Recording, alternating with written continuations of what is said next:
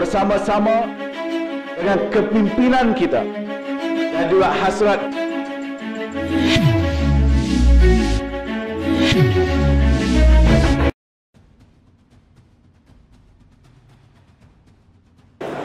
Ini adalah merupakan satu lagi pendekatan yang kita lakukan melalui kaedah menyediakan satu kawasan kecil.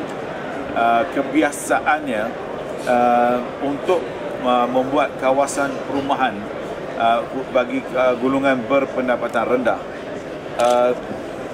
Kos infrastruktur adalah menjadi satu kekangan yang cukup besar, iaitu di mana satu-satu kawasan yang nak dibangunkan menjadi satu kawasan perumahan, kos untuk kita untuk menyediakan tapak di kawasan yang berkenaan biasanya melibatkan jutaan ringgit.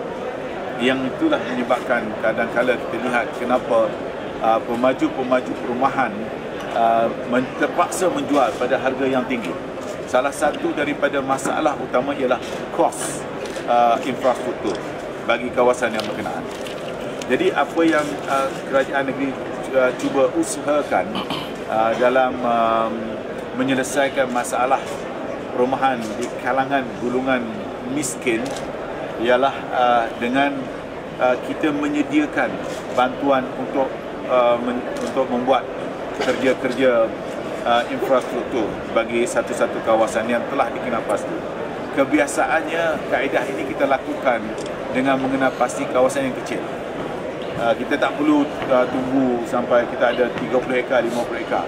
Yang menjadi masalah selama ini, kenapa kawasan-kawasan yang telah disediakan oleh pihak kerajaan negeri bersama dengan pemaju, kita lihat model sebelum ini, tidak berjaya disebabkan oleh kos untuk infrastruktur yang terlalu tinggi. Ada kalanya melibatkan sampai 15 juta, 20 juta bagi satu kawasan 50 ke 60 ekar atau 50 ke 100 ekar tanah.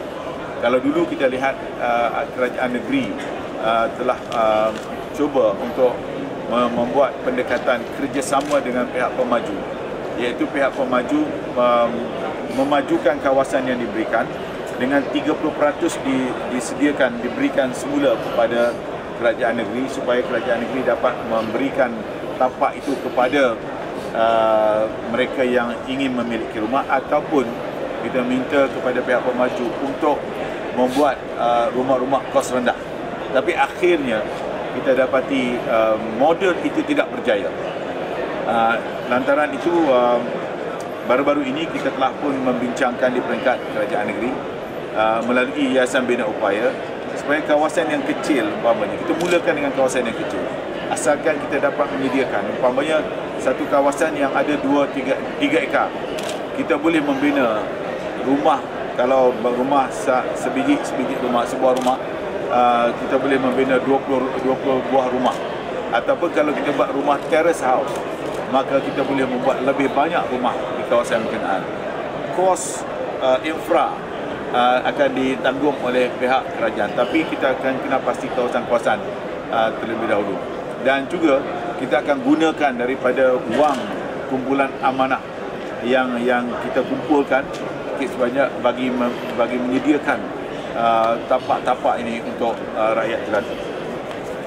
Ini salah satu daripada pendekatan yang kita telah membuat satu tempat di Segari. You can go and see, but itu agak ideal lah kalau kita lihat kawasan yang berkenaan. Hari ini saya melancarkan satu lagi projek perumahan yang bersandarkan kepada usaha yang dilakukan melalui kerjasama pihak PKMP dengan pemaju-pemaju perumahan yang ada di negeri Perak kita ni.